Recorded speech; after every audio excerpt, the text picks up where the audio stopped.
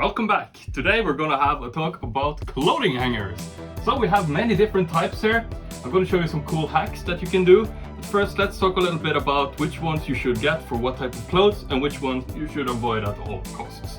So let's start out by talking about the suit hanger. So as you can see, this hanger, it is a lot wider in the shoulder than what you can expect from some other hangers, like your standard metal hangers or regular shirt hangers. You can see here the shoulders. The reason why these are so wide is because it needs to accommodate the pad of the suits.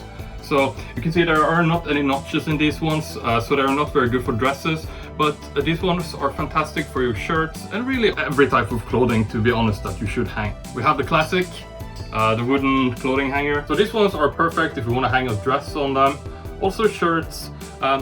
I will say though that you should avoid using these ones for your knitwear or anything that stretches out really. They are fantastic for shirts as well as dresses. As you can see, some of these ones, they have these notches down here.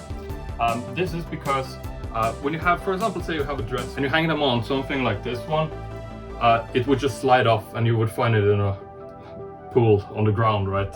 But since you have these notches in the hanger, you can also hang your wide tops on them. So you can also get some hangers like this one with velvet on them. I did an experiment here for this video actually by taping some velvet strips on this one, and it has been very successful. It has a lot of the same advantages as these ones with notches. Velvet, it has a lot of friction, so if you hang, for example, some fabric on them, they won't slide off as easily. This makes them velvet hangers fantastic for hanging really every type of clothing that you should hang. One thing to keep in mind though is that you want to be careful. Don't hang anything wet on velvet hangers because they may discolor your whatever clothing you're hanging on it due to the dye in the velvet strips.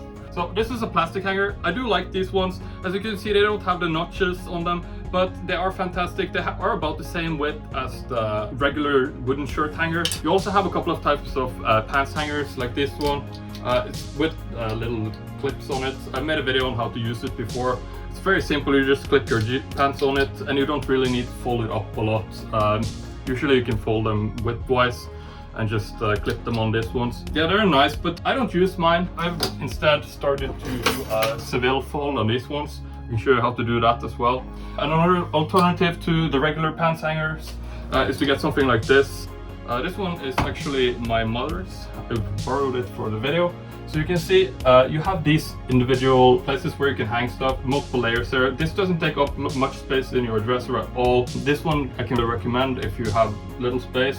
Another little pro tip here that you can do is place multiple layers of shirts on top of each other. If you have limited hanger space, that's a good option. Just make sure that you don't place any small shirts on top of the big ones.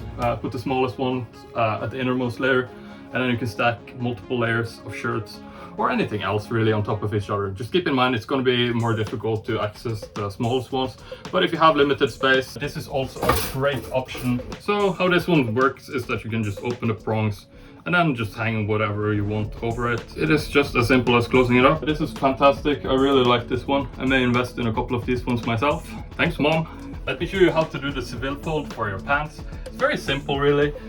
Just take your pants and stretch them out so that you have the sides sticking up like this. I'm just going to put it down on the table here so it's easier to follow along. Alright, so once you have it placed down on the table, just take the top leg and fold it all the way back over the front there.